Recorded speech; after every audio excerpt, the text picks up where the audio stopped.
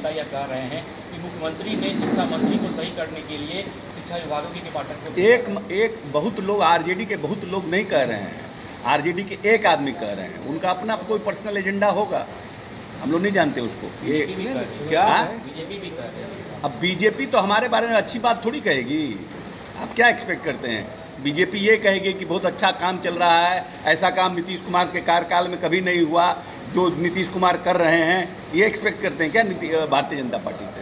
Bharatiya Janata party तो दुखी और जिसको बोलते हैं दुखी और डिप्रेस्ड आत्मा के रूप में बिहार में है, तो उनके बारे में क्या? उनको तो सब कुछ सजाया चीज़ उन लोगों का चला गया, तो उनसे आप एक्सपेक्ट करते हैं कि हमारी बढ़ाई करेंगे? सर अलायंस में क्या आप कंफर्म करें कि सब कुछ ठीक चल रहा है? ये अलायंस में कंफर्म करने का क्या बात है? हम अशोक चौधरी हैं, महावीर चौधरी के बेटा हैं, तो इसको कंफर्म करने की ज़रूरत है?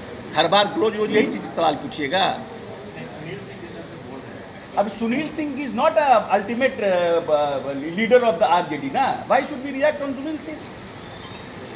लालू यादव क्या बोले, राबड़ी देवी क्या बोली, दैट इज मोर इम्पोर्टेंट ना। अननेसरी आप लोग 24 क्योंकि आपको तो 24 घंटा पोर्टल चलाना है, तो आपको तो रोज सनसनी चाहिए, तो रोज सुनील सिंह कर रहे हैं। सुनील सिंह कोई हम लोगों के लिए अभी डोंट टेक हिम सीरियसली। माननीय मंत्री अशोक चौधरी जी हमारे बड़े भाई हैं, उनका मैंने बयान बहुत ध्यानपूर्वक सुना। जिस तरह से व्यक्तिगत रूप से मेरे ऊपर टिप्पणी करते चले जा रहे थे, महागठबंधन की सरकार में होकर के भी उनके जो दिल की बात जुबान पर आ रही थी, जिसके बारे में वो जाने जाते हैं, उसको भी मैंने कल सुना।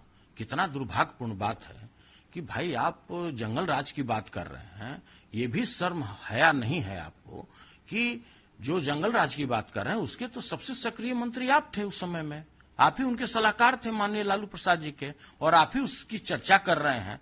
तो देखिए भाई, ऐसा दक्ष कला जो हमारे बड़े भाई अशोक चौधरी जी में है, कभी साबरमती में धुनी रमाए, कभी संगम घाट पर धुनी रमाए, अभी गंगा घाट पर धुनी रमा रहे हैं, तो इस तरह का दक्ष कला इस बिहार में इक्के दुक्के नेता को है, उसमें मेरे बड़े भाई भी हैं। और भाई आप क्या किसी के ऊपर आरोप लगाते हैं? आप कहते हैं कि मैं बीजेपी की भाषा बोलता हूं।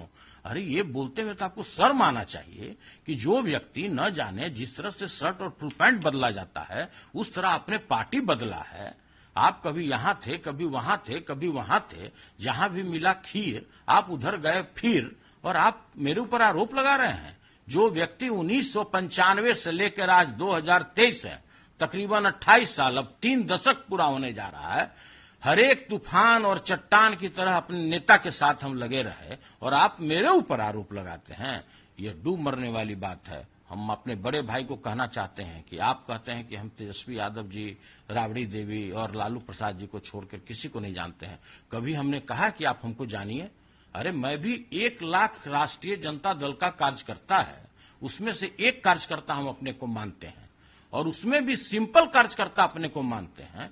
हम अपने को सौभाग्यशाली मानते हैं कि परम आदरणीय लालू प्रसाद जी का हमको आशीर्वाद मिला, जिसके कारण प्रथम हम भारतीय होंगे जो किसी प्राइमरी सोसाइटी के भी हम अध्यक्ष हैं, और भारत के सबसे शीर्ष सहकारी संस्था भारतीय राष्ट्रीय सहकारी संस्था के भी हैं।